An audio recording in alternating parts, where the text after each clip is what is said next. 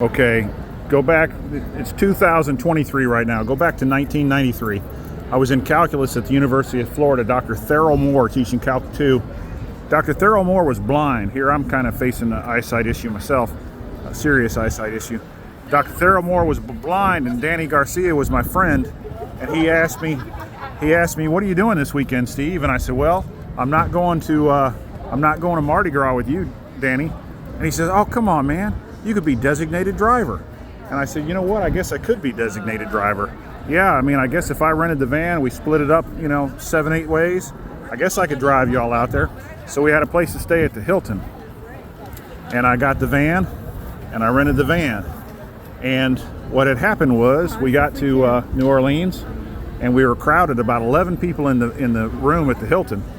And two guys, all they wanted to do was go to Gold's Gym. One guy was real big and buff, and the other guy was kind of tiny. And I think they might have been together, which back in college in '93, that was kind of a strange thing. That wasn't too accepting necessarily. And so we went out at night, and I remember it being crowded down here and smelling like piss. And I wasn't drinking, but I had a little tiny sip of 5 people's drinks, not enough to even feel any intoxication at all, because I was designated driver. And went back to the hotel room. I guess it was the second night. And man, it was so freaking cold. They had the air conditioner on, and the two gay guys were sleeping in the same bed, but they were sleeping. They weren't like on top of each other or anything. And so I went over to try to sleeping on the floor. Went over to try to turn the air conditioner off, and I kind of stumbled over somebody, and I kind of accidentally fell on the bed, and I kind of grabbed that guy's leg, and he woke up. He's like, "What are you doing?" The big gay guy, not the little gay guy. And I said, "Man, I'm so cold in this. I got to turn the air conditioner." He said, "Don't touch it." So I said, okay, man, well, I can't sleep in here. So I decided to go sleep in the minivan. And I went over to the minivan. Well, no, correction. I went to the lobby, and I talked to the guy running the front desk. And I said, man, why don't you just call up the room and get a hold of Danny and tell the crew that we're leaving. It was like 4 o'clock in the morning. I hadn't really slept. And he says, man, don't you need to sleep? I said, yeah, I really need to, but I need to drive home.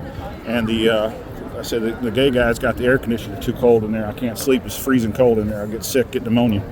And then from there, he said, I'll just give you a free room here at the Hilton. And I said, okay.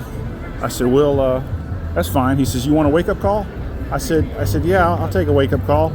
And we set the wake-up call for 10:30. That was going to give me enough sleep to get rested and get going. Problem is, that wake-up call never came. It was 3:30 in the afternoon on a Sunday, and all those guys had final exams in Miami. Half those guys went to school in Miami, and I had to drive them back to Gainesville, and they had a ride from Gainesville back to Miami. But I got up at 3:30 and ran down there. They were waiting for me. They're like wondering what the hell happened to me, because I had the keys. And I said, man, I got to go back up real quick and take a shower. They're like, we got to go. I said, I know, but I'll take a 5-minute shower. I got to have a shower before I drive the rest of the way home.